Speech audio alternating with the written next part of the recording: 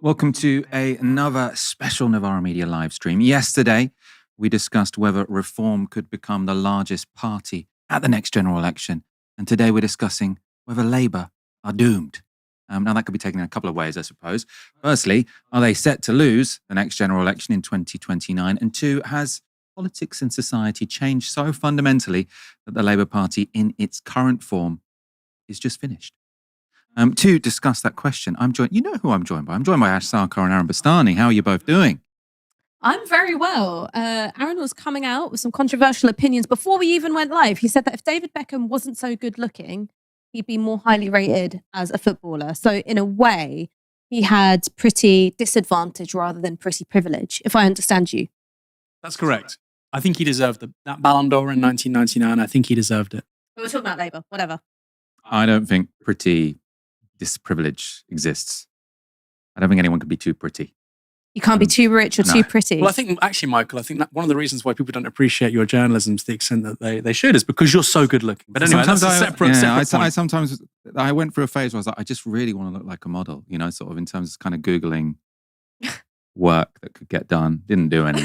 Although I was, because I was just thinking, like, if you look like a model, your life is just different, but not necessarily richer. Let's get on to our topic in a moment. But first of all, these streams, we're doing them because we are in a fundamentally very significant political moment. Reform have become what looks like the most popular party in this country. Two-party politics could be over. So it is a moment to get us all together and discuss big picture what's going on in the UK. We're also at a moment as an organisation where we're really, really keen to increase our number of supporters. I say this all the time when I'm hosting Novara Live. I want my co-hosts in the same room as me. I'd like more of my special guests in the same room as me as well. It just makes things more dynamic. People were saying last night after our episode on Reform how nice it is to hear us in the same place having a long-form discussion. Other people commented on some issues with the sound. You know how that would be solved if we built a beautiful new studio. Really, really keen to build a nice new studio, perfect sound quality, technically beautiful, where we can all discuss and debate what's going on in the world. That's not possible unless we get more of you to sign up at novaramedia.com/support. £1, £10, whatever you can afford. We really, really do appreciate it. Actually, before we get on to the topic at hand, again, I'm going to go to both of you. Why do you think people should support Novara Media? I'm obsessed with having you in the same room as me. Maybe you've got a different passion. You know what? You know what I think it is? I'm really proud of the fact that we've built an organisation, because it would have been very easy for when Aaron and James both thought of the idea of doing left-wing media, for them to go, all right, we're going to build ourselves up as individuals and that's it. We're not going to try and hire more people, or if we do, it's going to be in service of our individual personal brands. And you can do a lot with that. And I actually think there's a space for that, and it's important. It's important for people to feel that they've got relationships with individuals. But the fact that we've been able to develop new journalistic talent, I mean, we've got some incredible people working across, the various teams. I mean, I work mostly in the video team, but articles, audio, smashing, the fact we've been able to become a serious employer, right? We even have HR these days. Can you believe it, right? That wasn't, in the early days of Novara, it was, hope and pray you got paid on time. Now we have a serious organization. And the reason why I think that's important is because look at the organizations that the right have and how effective they are at shifting the political reality. GB News, but also more than that, the Tufton Street organisations. They really have a massive impact on politics. The left has comparatively few organisations, and we're one of them. So I think that that's why we are different from just supporting your favourite YouTuber, right? We are committed to building up, squad depth, as you would call it, in football. We don't just want to have one superstar striker. We want to have 5, 10, 15.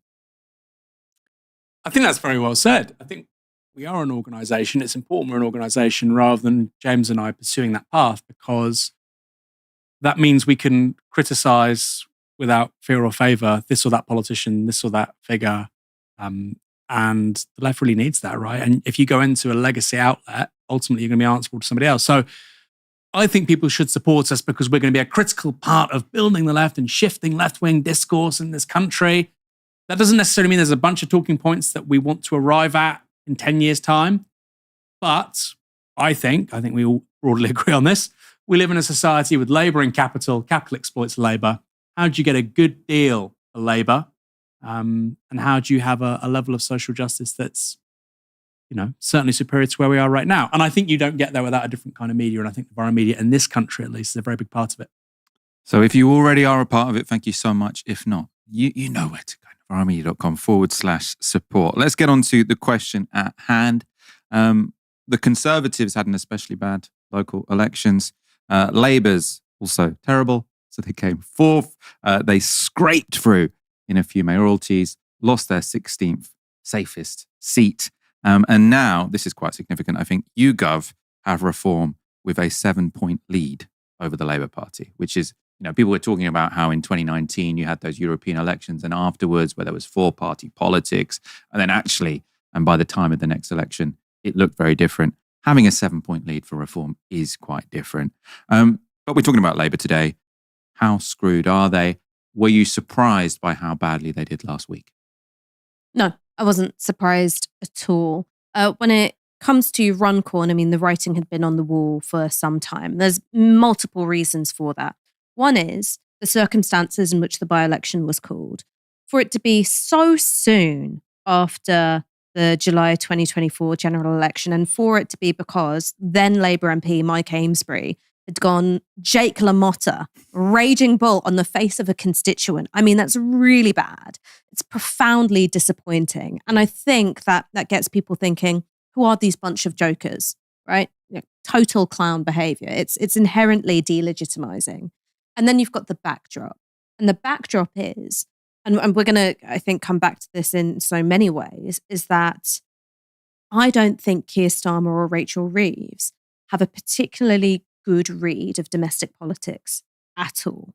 So you take something like scrapping the winter fuel allowance, bringing in means testing for the winter fuel allowance for £1.5 billion of savings for the Treasury. You're doing two things. One is you are attacking people who've paid into the system their whole lives, their whole working lives, i.e. pensioners.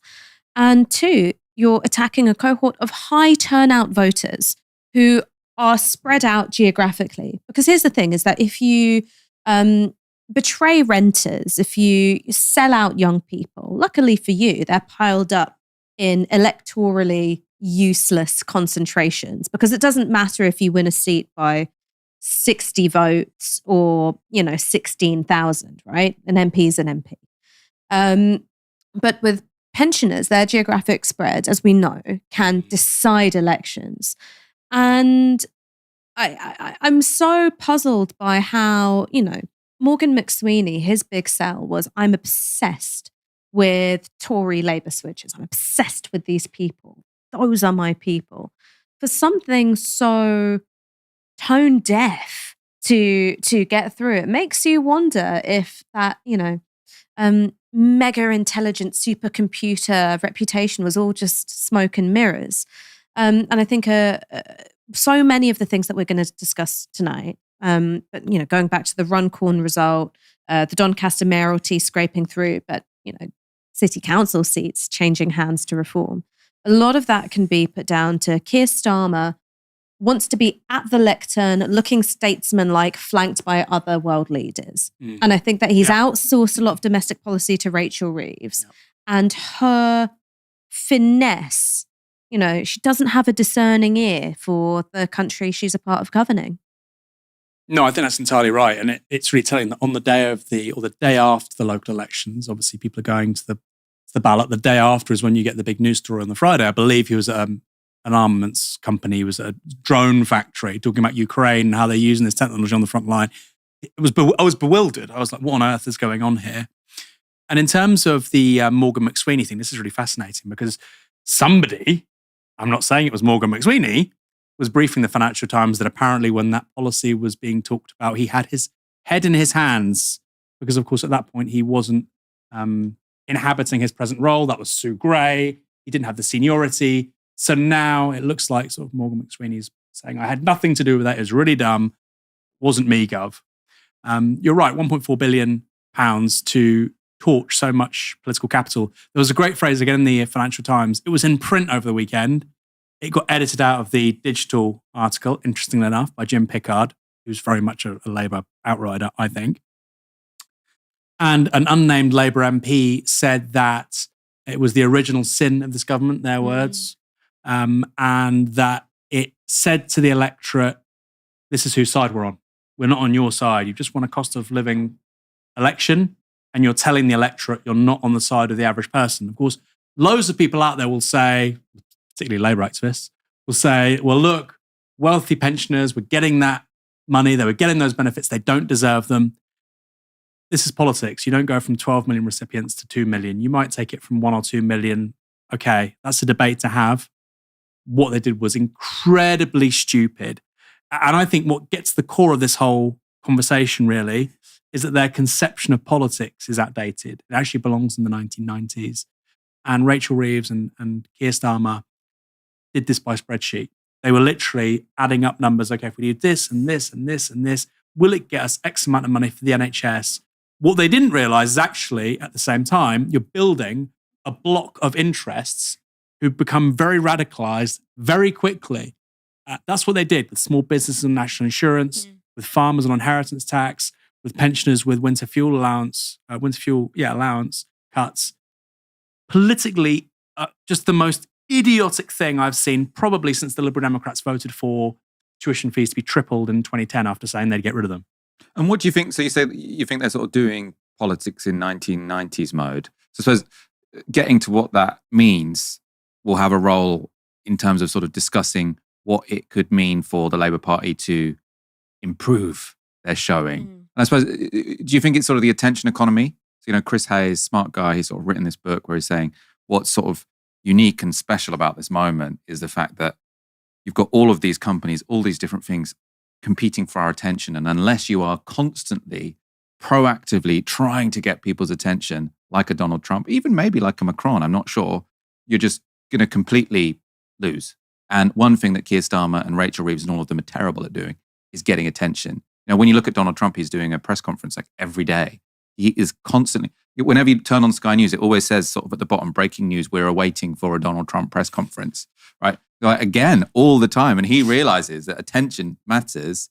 And I suppose Labour think that constant press conferences with Keir Starmer wouldn't work because he's not a charismatic person. But I suppose to you, Ash, what do you think has changed about politics that makes Labour struggle so much now? Or do you think that just Keir Starmer is a uniquely uncharismatic man who would have also struggled in the 1990s? I mean, I was saying this to a Westminster insider sort today, which is that Keir Starmer has many of Blair's weaknesses and absolutely none of his strengths.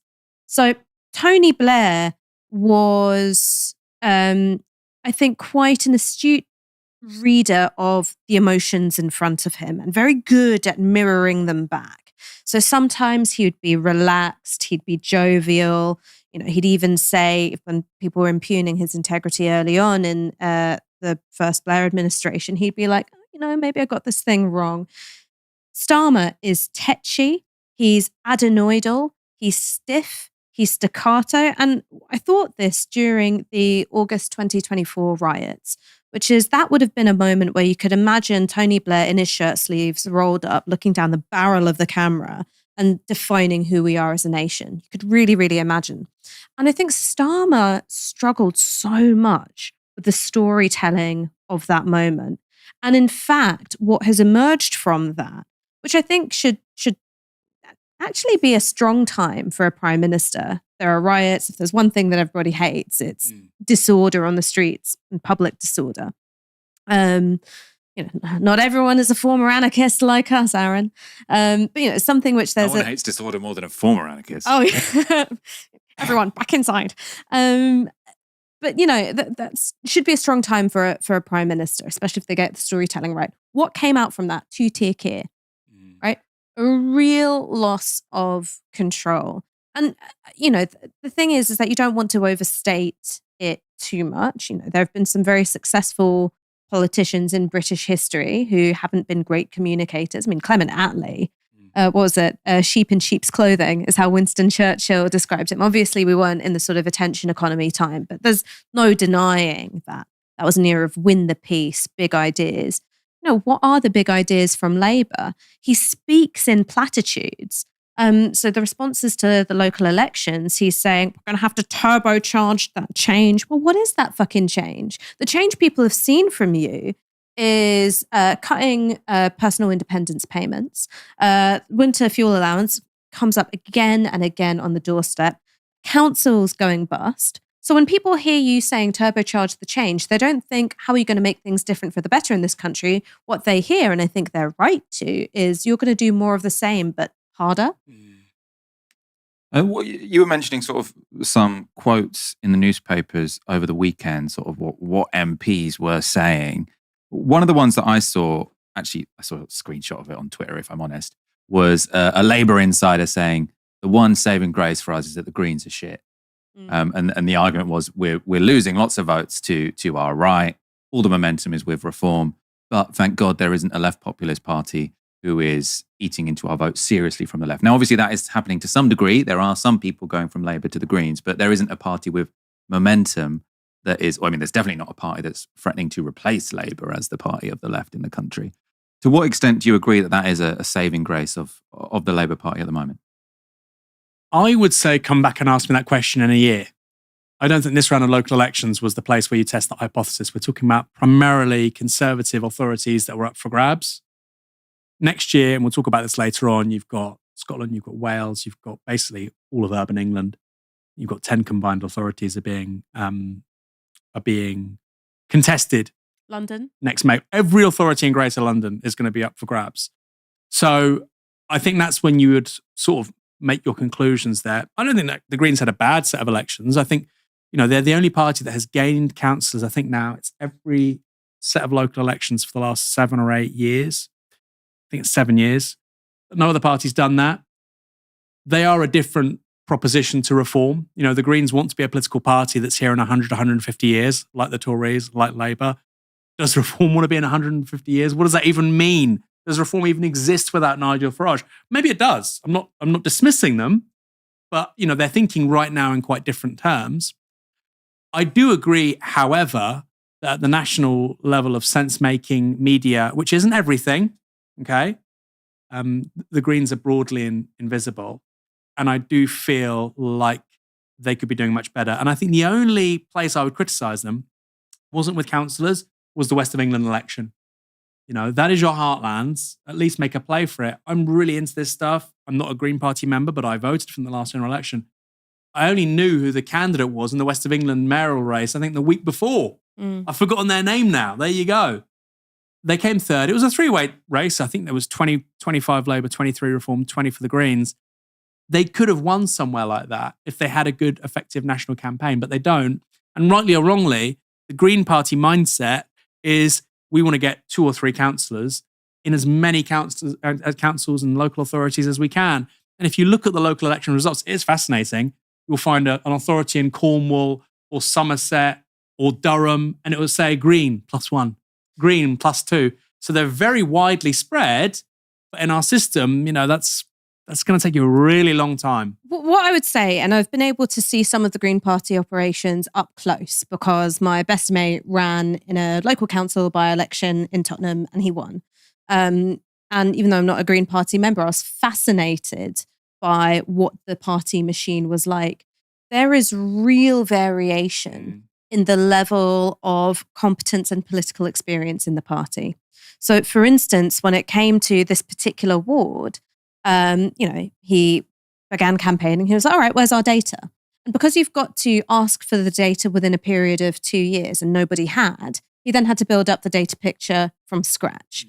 And so that speaks to a level of disorganization in that particular place, which I wouldn't be surprised to find elsewhere. I don't think it's been uniform. The second thing is about party composition. And this is where the comparison with Labour, I think, is super interesting. We have tended to talk about Labour hemorrhaging members after the Corbyn years as though that's a bad thing. Now, for the left, it is. For the Labour Party, when it comes to running get out the vote operations, it is. But it's entirely consistent with what the Labour right and Morgan McSweeney wanted to achieve, which is to recompose the party in its own image. Get rid of the left by expelling them, suspending them, pissing them off. Doesn't matter. Just get rid of them. The Green Party at the moment, it has socialists in it, but it is not a socialist party. And you come across Green members. I've yet to meet one who is unkind. Right? I've yet to meet a Green Party member who is unkind or discourteous or not nice. And maybe their problem is that they're actually all very nice. And so when you talk about politics being conflict, which those of us who are part of the Corbyn years understand very, very well, you'll often hear things like, well, we want things to be different because we want to be the nice people. The problem with politics is that it's not nice enough. If you want the Greens to be a left-wing populist party, it's going to be difficult to do with a membership whose disposition is like that, because the core of left populism is you've got to be a bit of a mad bastard. Right? You've got to be a bit of a mad bastard. You've got to swim towards blood when you smell it. And I'm not sure that the entirety of the membership are up for that. It'll be interesting to see what happens with Zach Polanski. Do I think he's a populist in his bones? I've not seen that from him yet. Right? Could be. Could be a string to his bow that we've not heard from him. And it also might be that, right now his task is to get past the Green Party membership, and then he can think about changing the national story.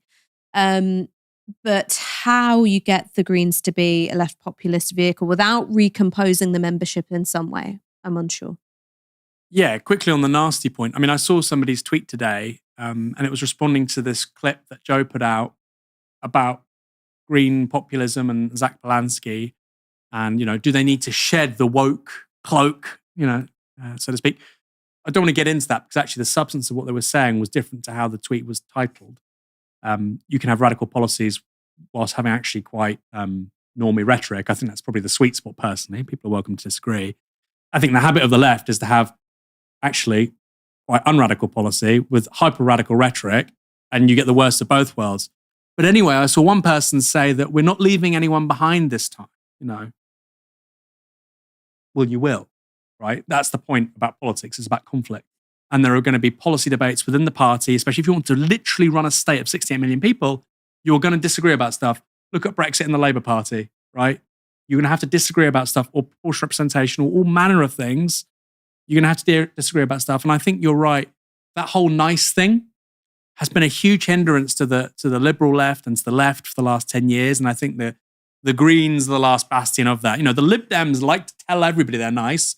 The Liberal Democrats, as anybody watching or listening to this knows, at the local level, when they're campaigning and canvassing and governing in some administrations, they are really horrible bastards. Now, I'm not suggesting you be like the Liberal Democrats. You don't need to. It's perfectly sensible to project that image of kindliness while actually being quite tenacious and quite tough. That's probably where you want to be. Finally, on Labour not worrying, I do think they are worried ahead of those elections next year, and they're worried about their left, particularly in places like Wales. We'll talk about that more in a moment. We saw an intervention by Eluned Morgan, the leader of Welsh Labour, basically saying we're on the left. The reason why she's saying that is because those votes are up for grabs and they're going to lose a ton of them to Plaid Cymru. Is that the case across much of England? Next year it's going to be.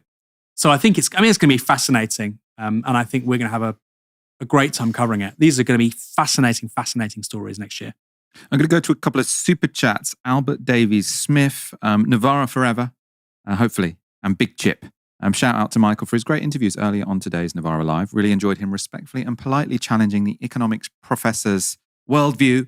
Not something you get on the BBC. I did have some great guests on Novara Live today. Thank you so much for those super chats. We are going to be taking questions in the last 15 minutes of today's stream. And your questions don't have to be super chats. We do love the super chats, but Google takes, I think, a third of the money.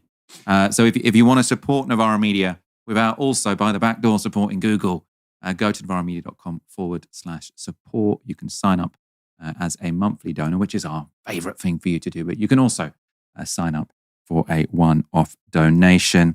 And yeah, we'll be taking your questions whether or not you put a super chat on there. Obviously not all of them, but the ones we particularly find interesting. They You know can what be I think? challenging as well. Ash, go on. Think about a monthly donation to Novara as buying me a shot once a month. You telling me I don't deserve a little tequila once a month?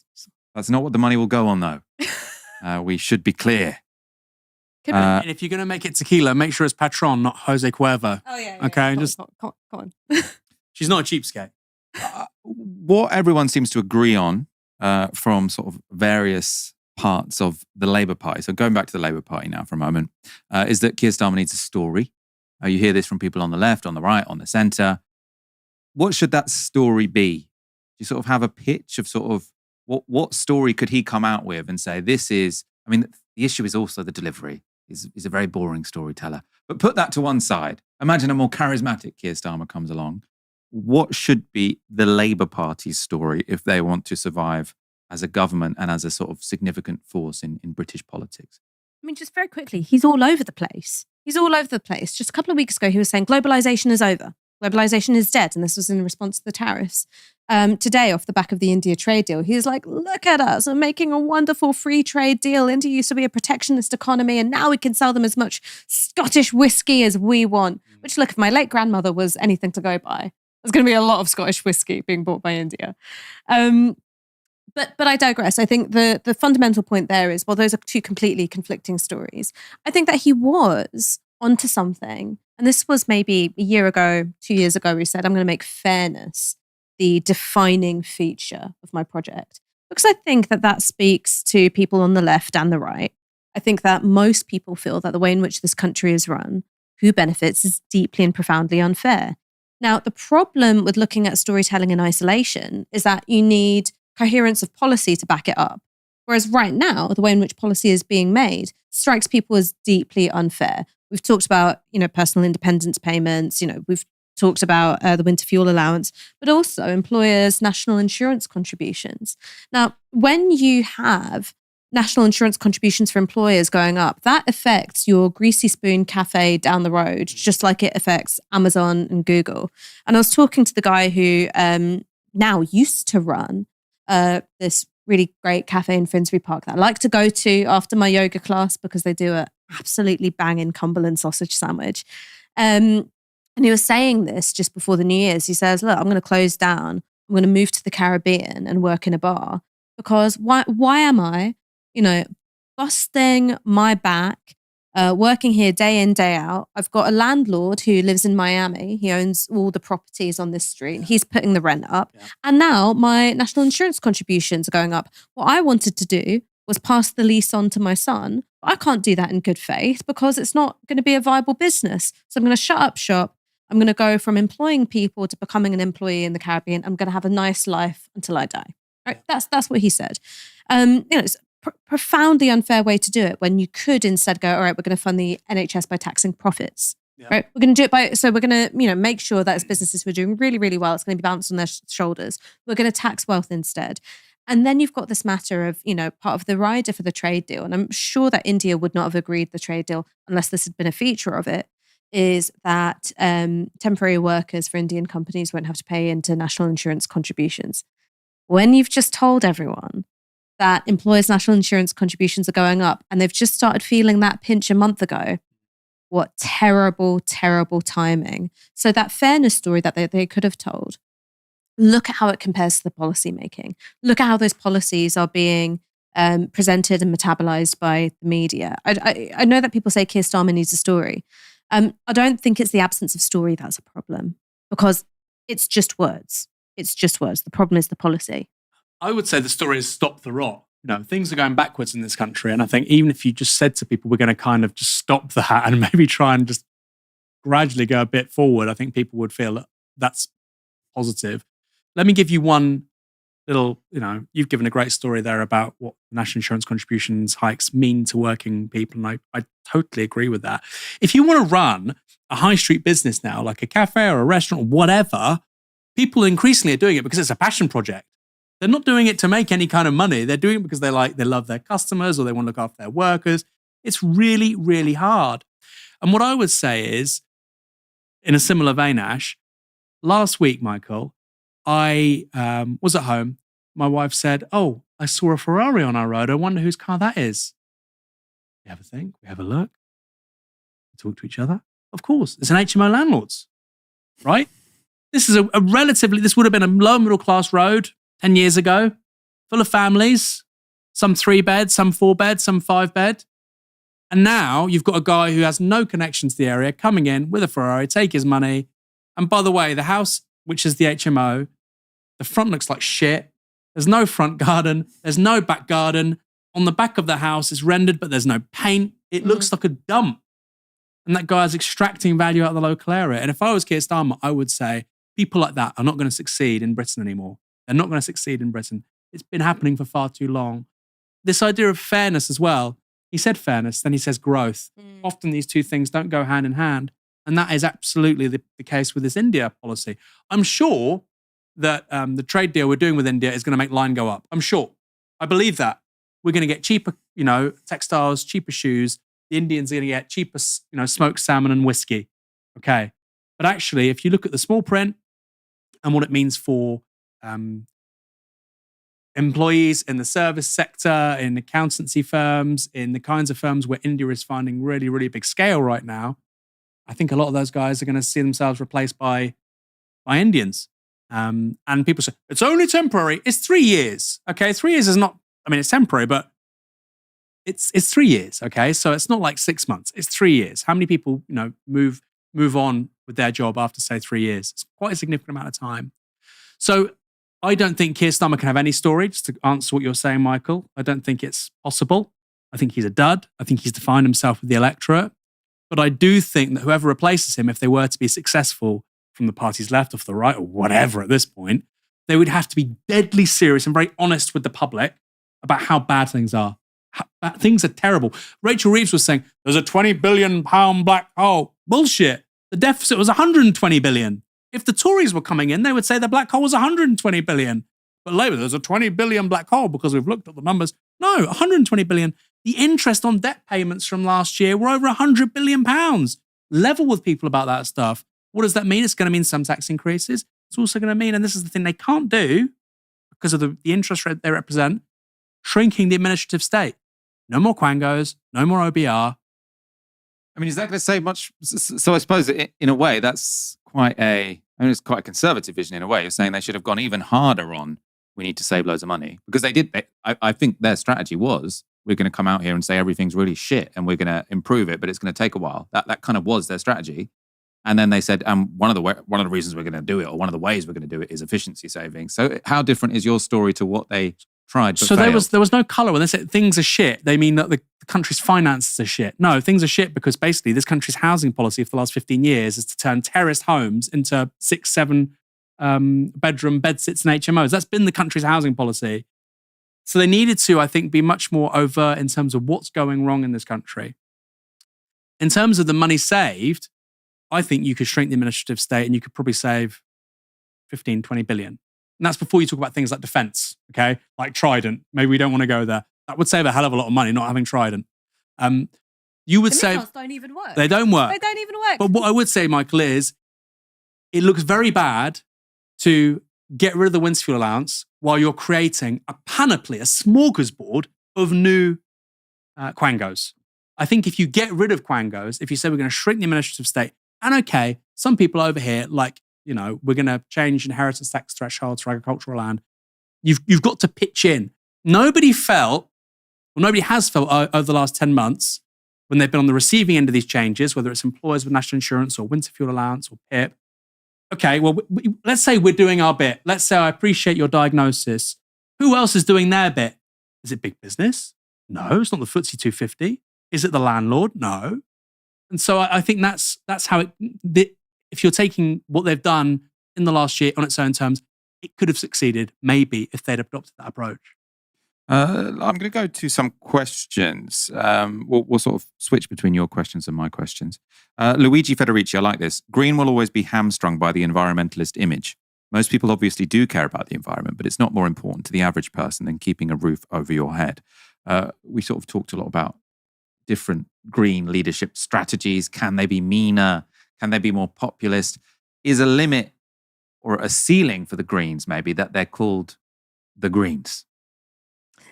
I mean, look, that's always going to be a part of it. That's also been part of their appeal in more rural constituencies where they can appeal to, Tory conservationists. Something which is, served them well so far, but I think it means that growth is very slow.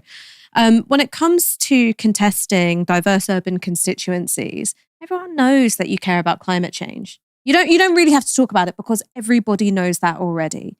The things that you do have to talk about, because people perceive you as being effectively single issue, is housing.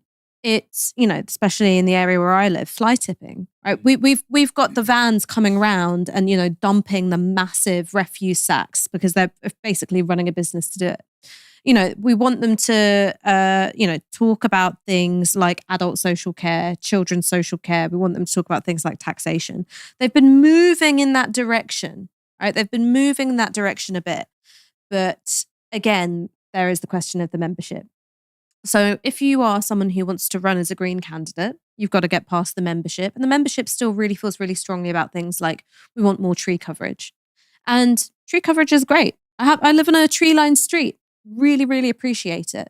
But tree coverage is not the single biggest issue facing the people of Tottenham. It's not the biggest issue facing the people of Catford. It's not the biggest issue facing the people of Hare Hills or Doncaster or wherever else you care to name.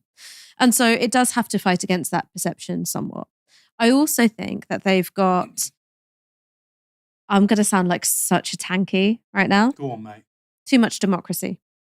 They've got too much democracy. And what that means is that the issues that the members really, really care about can become live or die for the Green Party. We saw this with the Scottish Greens and what happened. Now, Humza Yousaf responded very badly. His political strategy was not good, very bad.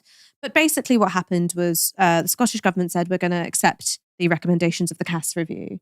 The LGBT group within the Scottish Greens said, well, we're going to take this to our membership vote. And, we could threaten to blow up the agreement, the confidence and supply agreement with the SNP and the Greens over it. So then Humza Yousaf decides to try and get ahead of it, says, okay, well, I'm just going to sack you guys anyway. It leads to his downfall. But I think it's an important point, which is it didn't lead to, the Greens coming back into the Scottish government. This idea of our membership are going to get a say over this policy actually really destabilised their position within the Scottish government.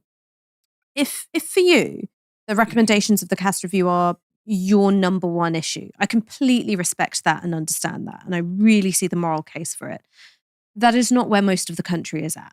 And for about 2% of people in the UK, trans issues are in their top 3.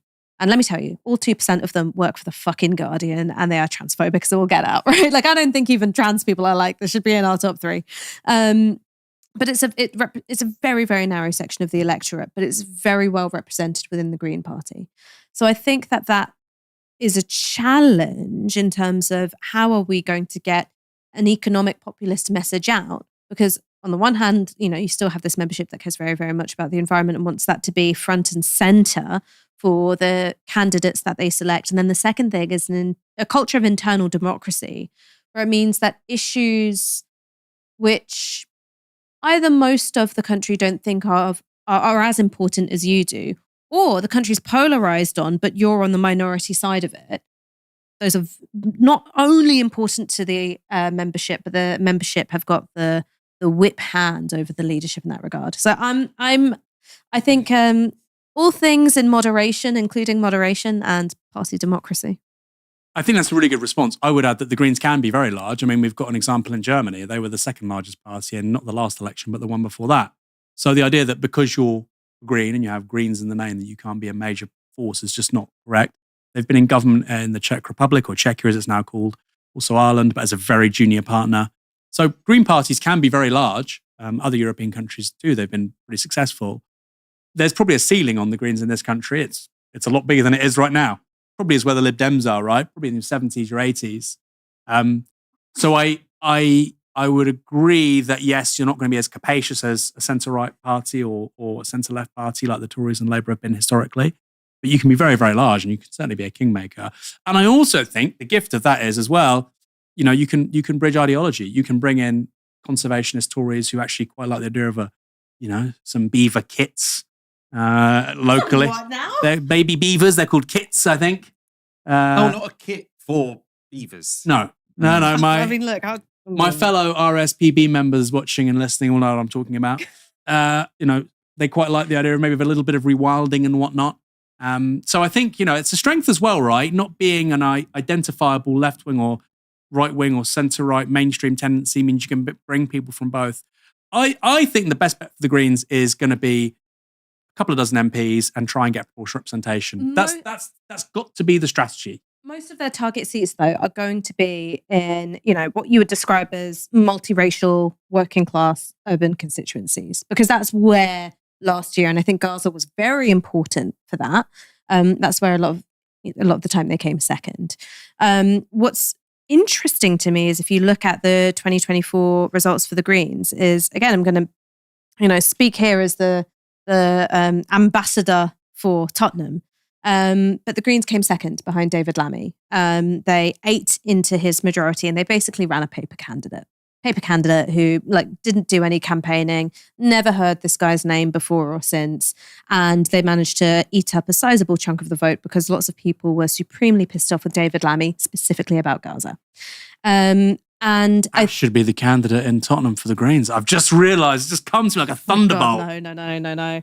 You would beat Lammy. That would be incredibly funny. But we're going to keep you. So listen, the minute the Daily Mail get hold of my youthful indiscretions, I'm not going to even be able to act sorry about it. I don't think that stuff matters as long as you can respond in a sort of coherent, confident way. I don't think what my you did in the pupils past are still really going to be the size of dinner plates when I'm responding to it. He's right. That stuff doesn't count. Yeah. Anymore, right? Look, I don't want to do it. But to go back to the original point is that without even really trying, the Greens did pretty well in Tottenham, and that picture has been replicated across many parts of the UK. So coming back to Labour, yesterday we focused on reform. We talked about the threat that reform poses to, Labour's more right-wing flank, people who care really, really deeply about things like immigration, people who live in those Brexit voting heartlands. But I think it's important to think about what exists and also doesn't exist to Labour's left. You've got Muslim independent MPs. Liane Mohammed could quite feasibly win in Ilford North and unseat Wes Streeting. Inshallah, let me live to see that. You've got talk of left-wing populist party, which has yet to actually be born. I think that basically they're missing a leader. No one can decide on who it should be, with a sense that they would want to take the fight to reform. And you've got the Greens, so I think in a way promise Corbynism but smaller. So, kind of multiracial, working class plus downwardly mobile, socially progressive graduates. The Greens haven't fully evolved into being that party yet, right? And I think it's not just about their national storytelling, it's also about their on-the-ground operation. If you read their elections handbook, they really prioritize things like leafleting in a constituency for 2 years before you even think of standing. They're not built for smash and grabs, right? Yeah. They're not built for smash and grabs, and this is a smash and grab moment. So they would have to change how they do that. The second thing is, I guess, thinking about, there are trade-offs, are there more, call it Tottenham, call it Islington, call it wherever, more of these seats to be won than there are, areas near Somerset to be lost, right? They're going to have to do some maths there. And the thing about this, left-wing populist party, which hasn't existed yet, is that, they're losing ground. They're really, really losing ground. They've neglected to contest the air war. And Farage, when you look at the way he's positioned himself on things like British Steel and Thames Water, are stealing your lunch. So I think that the Labour Party, who are doing very badly in the polls, very, very badly in the polls, that's been almost entirely to reform's benefit, because in many ways, that those people who have been alienated from Labour, since the fall of Jeremy Corbyn, haven't quite gotten their act together, I would say.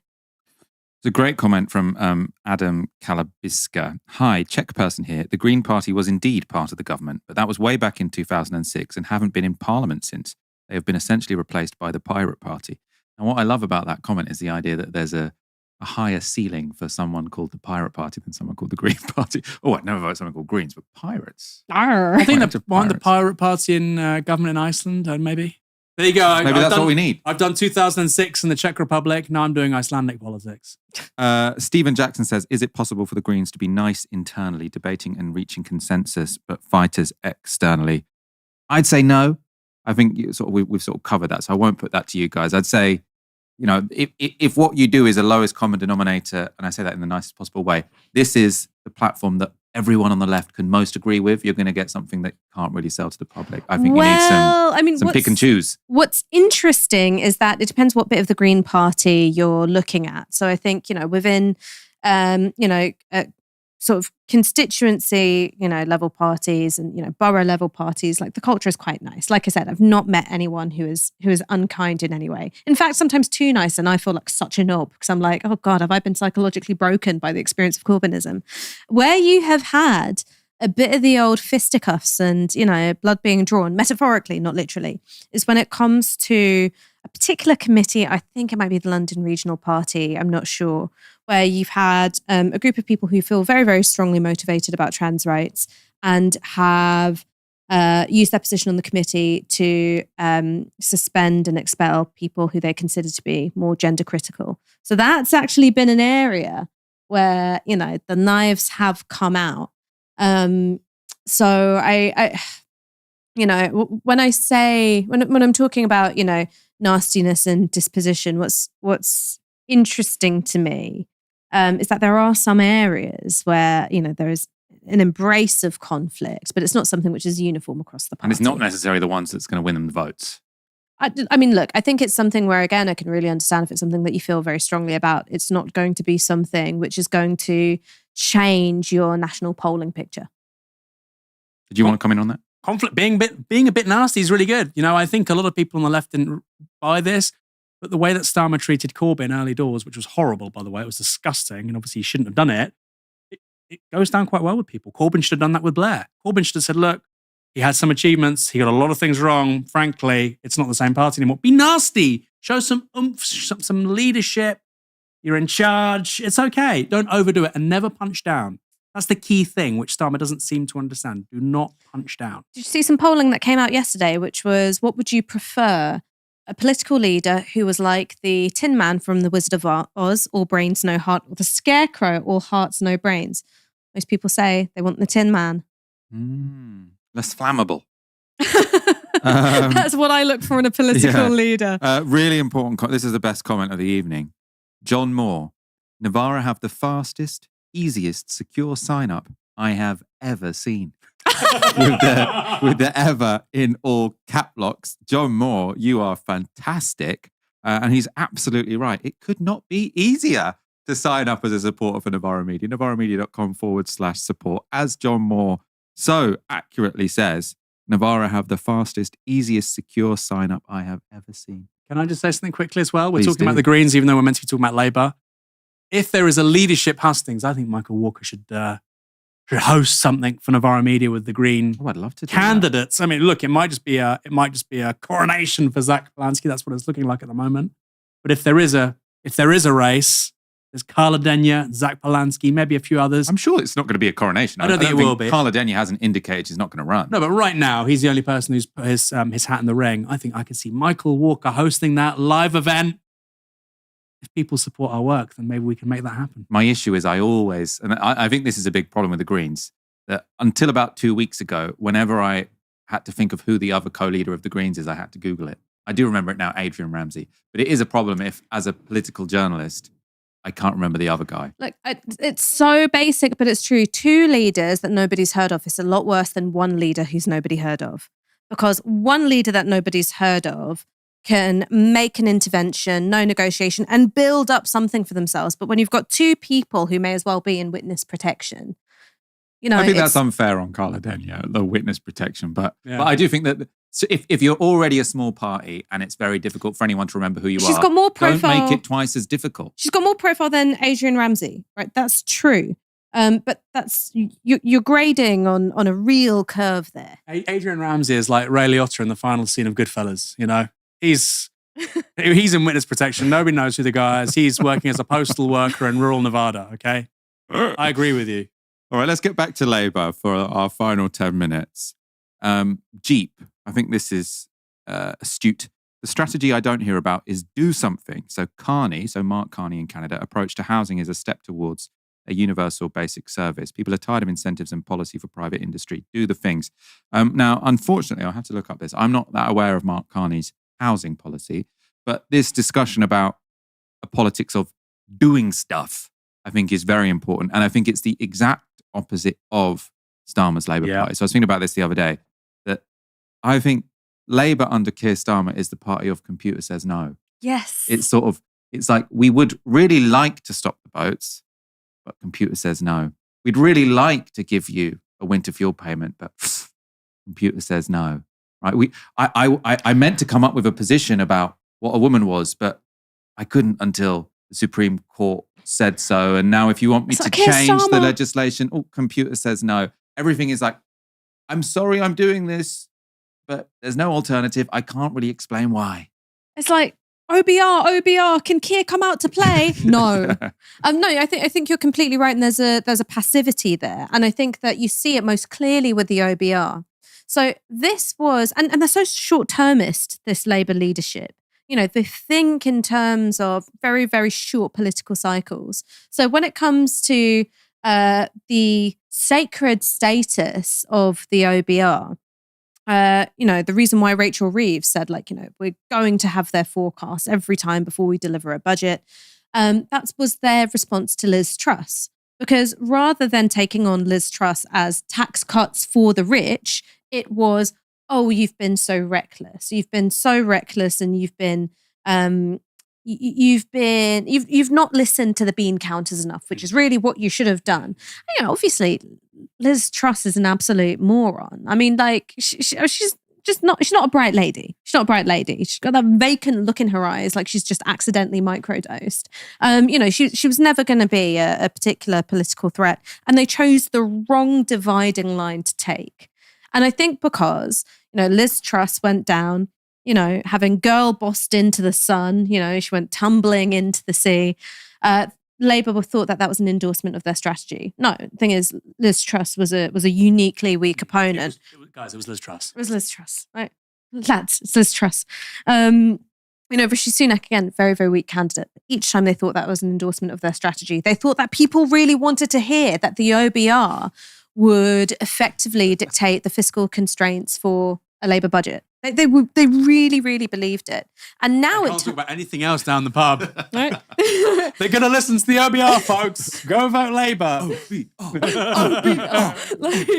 That's really what they were thinking. And so now they're in this absurd position where also some of the OBR's forecasts have been wrong. So all of them. Right? Have been really profoundly wrong. Thinks about spending, thinks about value in these really, really limiting ways. And Labour have just wholeheartedly embraced it. And so that's, if you want a party of do something, you cannot outsource governance to quangos. Yeah. You can't do it. You've got to say, it's on us. It's on us. We're going to pick some fights. We might do some things that the markets don't like. Yeah. Right? We might do some things that the markets don't I'll like. just quickly respond to that as well with reform. What reform is saying is intellectually coherent in so much as they want to do the thing, and they'll say, well, that's why we want to get rid of the HRC. That's why we want to take on the Supreme Court. That's why we want to get rid of these quangos. We want to do X, Y, Z. That's why we left the European Union. Now, you can agree or disagree with that, but there's a procedural logic there about getting rid of a barrier to be able to do something. Labour say they'll do stuff, but we're going to keep the barrier because we don't do anything. And I think it would have been much smarter just to have 2 or 3 very specific things, like we are going to build 1 million homes in 5 years. It's going to happen. If it doesn't happen, I won't stand for re-election. We are going to scrap tuition fees for nurses, and we're going to get rid of student debt for everybody in the NHS working today. 2 or 3 things like that, and just be judged on that. Joseph Stiglitz, actually, he's got a new book out, Nobel Prize winning economist. He says now that unlike 30, 40, 50 years ago, the world of Friedrich Hayek and Milton Friedman, externalities now are so complex. You can basically say no to anything, right? And the level of modeling for stuff now is so much more sophisticated than 50, 60 years ago. 1945, we're going to do the NHS. Why? So that people aren't sick anymore. If you had the models that you have today, they say, well, actually, this will incentivize this and disincentivize this, and nobody does anything. So let's just go back to first principles and say, the electorate wants this problem solved. Here's what we're going to do. We're going to make it happen somehow. To be fair to Labour, they did have a really ambitious target for housing. I think it's 300,000 homes a year. So that would be 1.5 million by the end of the term. But again, this is where some of the passivity comes in. It's like, we'll deal with the planning regs, and the private sector can do the rest. That's it. They were private sector, exactly. Right? And we've never had anything close to 300,000 new homes being built a year since we had, a massive council house building program. So it's not just about the passivity and, the addiction to quangos. That is all in there.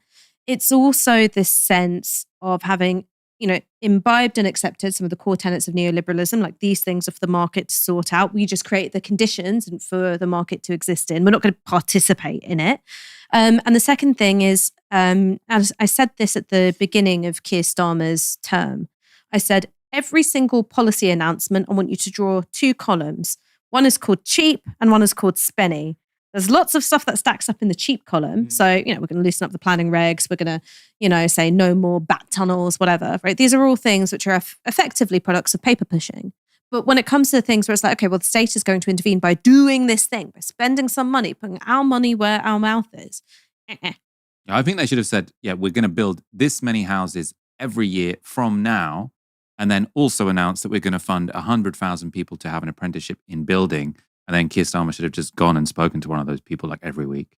Says, how's your building apprenticeship going? And then you open houses. You're like, look, new houses, great, fabulous. I think that would have... He doesn't like it. He doesn't. And I think that this is, feel free to take me apart for doing armchair psychology of a man who I've never met. But I feel like I understand this man. I think he likes the status. And that's why he is most at home, traveling the world, the visit to the White House, shaking hands with Macron,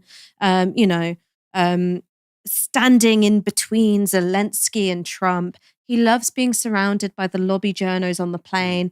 He likes to pretend that he's in an episode of The West Wing. I just don't think he's particularly interested in the country that he's governing. I just don't think he finds it interesting. I know we want to get some more questions, but I think that's true. I think he feeds off it. There doesn't seem to be much about the job that he actually enjoys, except that stuff. And here's an amazing statistic. The Sunday Times claims that Nigel Farage met 1,250 council candidates in the local election campaign. 1,250 candidates from his own party, up and down the country. Keir Starmer couldn't even go to Runcorn. If he'd gone once, maybe they would have had an extra 50, 60 people go to that phone bank. They would have won that by-election. It's got to be 6 votes in it. Yeah, and I think that to me says everything about the man. And, he was, let's be honest, he was gifted. He was gifted the Labour Party leadership because the left imploded. There were no serious candidates from the left. Maybe Laura Pidcock would have been one. She happened to lose her seat. He was gifted it. And basically the media had decided it should be him. Certain elements of the left, I think, basically misrepresented who he was to other elements of the left. We could talk about that all day. He was gifted it. And I think wrong man, wrong time. So he certainly doesn't have the right solutions. Isaac, Aaron, you'll be happy to hear the Pirate Party collapsed in Iceland. So you're out of date there too. So they were in government. I don't know if they were in government. Were they in government or not? Well, we'll have to see what Isaac says they had that. In Reykjavik, they had a mayor called John Gnar, and his party was called the Besta Party. The best party. It's the best party. It's like, why should I vote for you? Because we're the best party. That was literally their motto. That's going to have a really high ceiling, the best party. Oh, don't tell Nigel Farage that. That's going to be his next party name. What was I thinking with reform? It could have been the best party.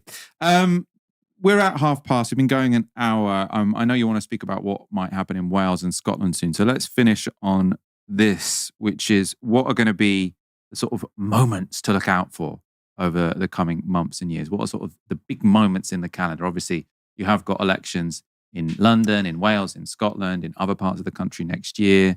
We've got this Green Leadership Challenge. I don't think anyone will challenge Starmer, but sort of what should we be looking out for when we're sort of finding out whether or not I'm Labour is gonna doomed. go through this really, really, really quickly. The first and most obvious thing is there going to be a winter fuel climb down in the next couple of years? All right, and I think that maybe looking at the local election results next year, that could be a pretext to make a change. The second thing is pay attention to what is going to happen at Labour Party conference between now and 2029 to see if they want to make changes to how the leader is decided. Because one of the things that we haven't talked about is, what would the mechanism be for replacing Keir Starmer as leader? Because you've got MPs who are more powerful than before in deciding who gets on the ballot. They want to make sure that someone like Jeremy Corbyn could never, ever, ever be put to the membership ever again. But unless you made really big changes to the say that the unions get in deciding who the leader is and the membership gets, you're not going to get Wes Streeting as Labour Party leader, right? So keep an eye out for a rule change, because that's the only way the Labour right could get someone who is open about their politics installed as Labour Party leader. And I suppose the last thing that I would say is, in a cruel twist of irony, Labour's best hopes are not that dissimilar from the Tories' best hopes, which is they really need interest rates to come down again and come down quickly. However, that's so dependent on what's going on in terms of the global economy. I think that if interest rates go back up at any time between now and 2029, Labour are toast. Completely finito. Yeah, Tucker Carlson, it's over. Like any kind of interest. I think they're screwed either way, but I think that's absolutely correct. In terms of dates, autumn budget is a huge one. There could be a climb down over the winter fuel allowance then. And then, of course, those elections next May. That is going to be the defining moment of Keir Starmer's premiership. You have a race in Wales for the Senedd. It looks right now like that's going to be neck and neck between Plaid Cymru and Reform. In all the polls right now, Reform are leading Labour in Wales. Crazy. And then in Scotland, it looks like, if you again look at polling from people like More in Common, YouGov, Survation, Reform are going to win a higher percentage today in Scotland than Labour, but they don't actually win any seats. So Reform have tremendous performances heading their way in all likelihood right now in Scotland and Wales. In Scotland, it's not going to translate necessarily to the same outcomes. And then in England, I think you've got 10 combined authorities. Michael, we've got some throat spray there, mate. We're going to be over soon, and then I can cough freely. Then you could cough to your heart's content, Michael. We've got 10 combined authorities up for grabs, which is, of course, mayoralties. We've got elections across Yorkshire, Lancashire, kinds of places where Gaza independents are going to do phenomenally well. Manchester, Leeds, London. And my personal view is that Keir Starmer doesn't last very long the other side of that. I think he's gone by the end of next year. I tried to get Danny Kruger to bet on this with me on Politics Live today, and he said, no, you can't get me in trouble for betting on politics. But I said, look, fiver, both Kemi Badenoch and Keir Starmer are gone before the next general election. Fiver. I think that seems likely, right? It does seem likely. Isaac, the Pirate Party were never in government in Iceland. Maybe he's wrong. He doesn't even have a surname. Who is Isaac? Right, you could be anyone. I don't know why we're taking you you as the gospel on all of these questions. Can I tell you my favourite joke? Go on. What's a pirate's favourite letter of the alphabet? R. But his true love be the sea. You're coughing. I was my coughing, punchline. so I wasn't even listening. Oh I think we're going to have to God. wrap up so I can do something to my throat. Thank you guys so much for joining me. This has been very pleasurable, even if I have been struggling slightly. You know what? You've ruined my punchline, and apologies can't make up for that, no. Michael. I'm out. I quit. I resign. I just want to say as well, for people watching, next year, so many interesting stories outside the M25, Scotland, Wales. I want to go to South Wales so much to talk to like Plaid Cymru, Reform, swing voters. Who are these people? And so, yeah, we've got a deluge of fascinating human interest stories outside of London. Mainstream media is not going to tell those stories. We are. Can't wait for it. You should go crash with my auntie in Wales. She'd love to see you. I'm holding in coughs and sneezes here. Okay, right, you can right, organise let's this afterwards, but it's going to be called Bastani's Britain potentially. Maybe a new series. Only if we get more supporters. Only if we get more supporters. Support Novara Media so we can begin Bastani's Britain. I think it's going to be brilliant. To do that, you can go to novaramedia.com/support. You know this already. Why am I wasting my voice on telling you a URL you've heard 10 times already this evening? Anyway, it's been so pleasurable speaking to you guys. Your questions have been fantastic. Thank you so much for tuning in. And we do want to have more of these long form conversations in the same room. We've got lots planned at the organization. Obviously, that's all made a lot easier if we can get our subs up. So really, we really do appreciate it if you are a subscriber. And if not, do go to novaramedia.com/support. That's us for now. Novara Live will be back as usual from tomorrow at 6 p.m. For now, good night.